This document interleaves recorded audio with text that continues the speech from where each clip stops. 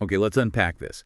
We've got well, a really fascinating, if maybe slightly dramatic, story coming out of North Korea. Hmm. It really gives us a window into their military ambitions, some technical challenges they're facing, and just the intense political climate under Kim Jong Un. Absolutely. It's quite revealing. And this deep dive, based on a whole stack of sources you've pulled together. First, we've got defense analysis from places like the War Zone, Beyond Parallel. Right, Associated Press reporting too, and even some, online chatter reacting to the news as it broke. So our mission today is to piece together what exactly happened during this recent military launch attempt, Yeah, figure out why it went so spectacularly wrong. and then explore what the aftermath really tells us about North Korea right now.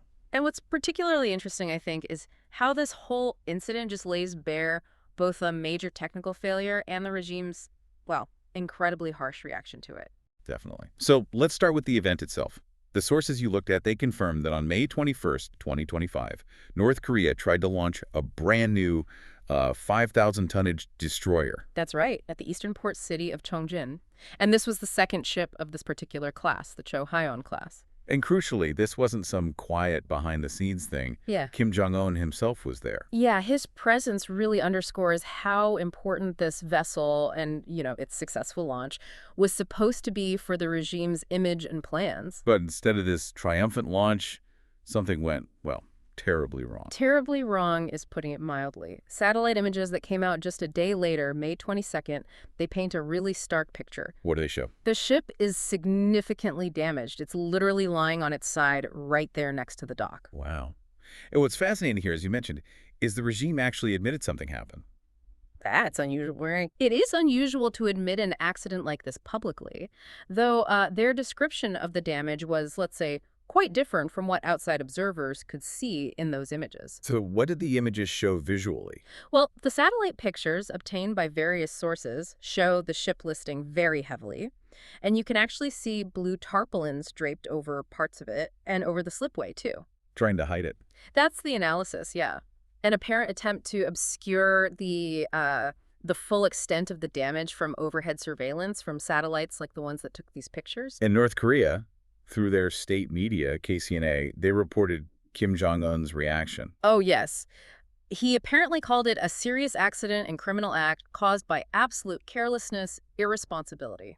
Really strong words. Saying it brought the dignity and self-respect of the state to a collapse. Exactly. And demanding the warship be quickly restored. Just incredibly harsh language. Right, but here's that contrast you mentioned.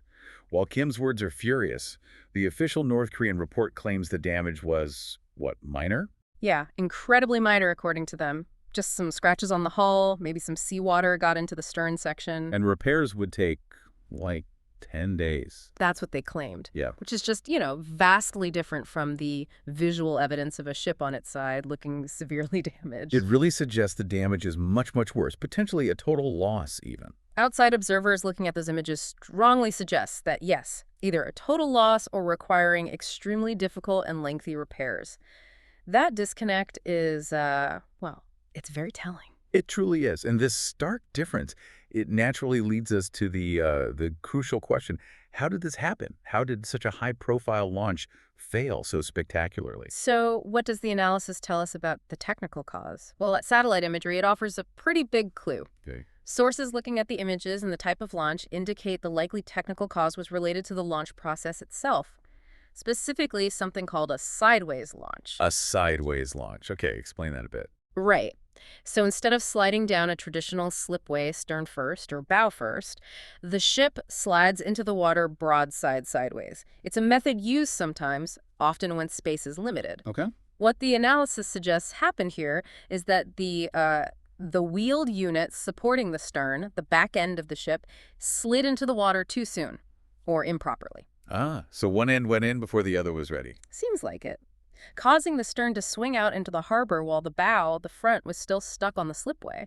This twisting motion, well, it points to a critical failure in coordinating the release. That sounds like it would put immense stress on the hull. Exactly. It requires incredible precision, and if that coordination fails, the results can be catastrophic, as we apparently saw here. And there might be another contributing factor, something about the shipyard itself. Yes, some analysis highlighted that. The Hambuk shipyard in Chongjin, where this happened, It primarily handles things like cargo vessels, fishing boats, dredgers. Not complex warships, usually.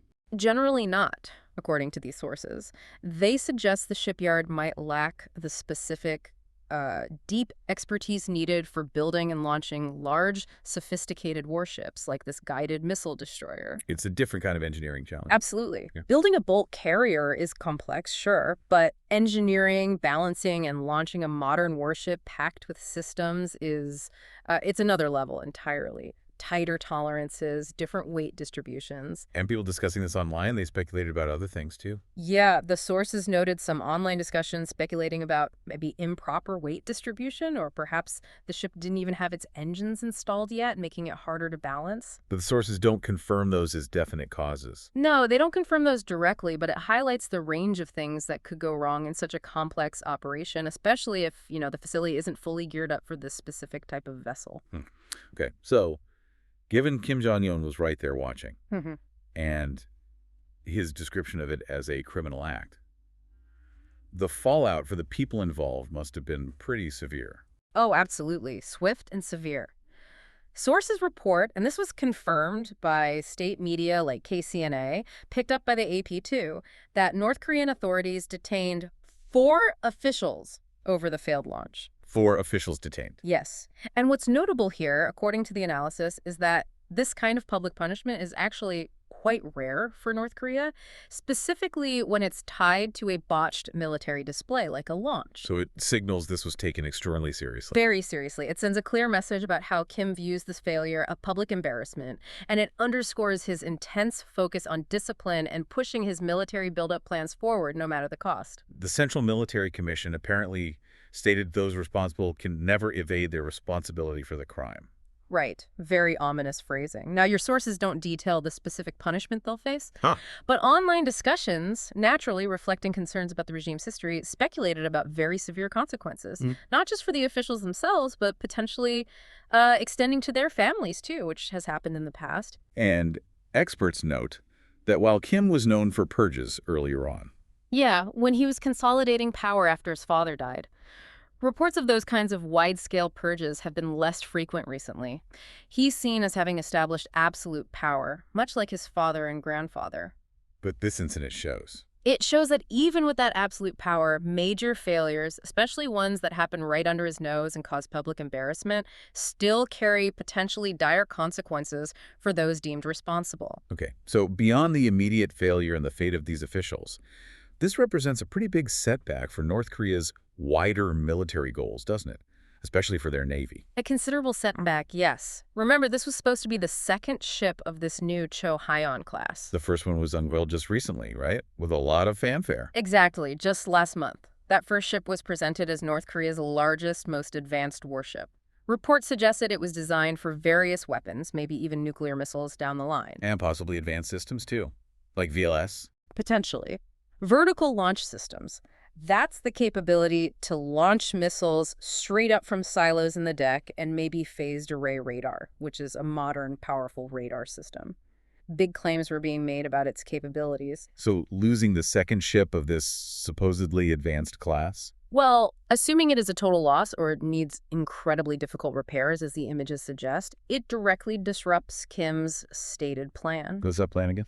He's publicly aimed to transform the Korean People's Navy, which has historically been mostly a coastal defense force, into what some analysts call a nascent blue water force. Meaning a navy capable of operating further from shore, projecting power, conducting strategic offensive operations. Losing a major new surface combatant like this definitely sets that specific ambition back. And is recovery even feasible, logistically? That's another major hurdle the sources point out. There apparently isn't a suitable large dry dock on the same coast, the eastern coast where Cheongjin is located. So even if it could be repaired? Even for what North Korea claimed were minor repairs, it would be a huge logistical challenge. You'd somehow have to move this large, damaged vessel, possibly by sea, to another facility capable of handling it, let alone trying to salvage and restore a ship that looks as badly damaged as this one does in the satellite photos. So putting it all together, we have this high-profile launch, Kim Jong Un watching, a really spectacular, very public failure captured by satellite. Then this rare public admission of an accident, but coupled with a downplaying of the severity that clashes with the visual evidence. And finally, Swift, harsh consequences for those blamed. It tells us quite a bit, doesn't it? It really does. It highlights the very real technical hurdles North Korea faces in complex projects like advanced shipbuilding, but it also underscores the absolute unforgiving nature of the regime when its prestige and ambitions are publicly embarrassed like this. What really stands out to you from digging into all this? For me, it raises this really important question we're kind of left with. You see North Korea facing these clear challenges, sometimes dramatic failures, in an area like shipbuilding. Right. Yet, at the same time, they continue to make progress, often apparently successful progress, in their nuclear and missile programs. They Yeah. defy sanctions, they strengthen ties with partners like Russia, which might even involve technical help in some areas. So how do we square that circle? This contrast between, visible struggles in one high-tech military area and persistent advances in others. Exactly. What does this specific shipbuilding setback really tell us about the bigger picture? Right. About the paradoxes and the, frankly, unpredictable path of North Korea's overall military development? That's the question this leaves me thinking about.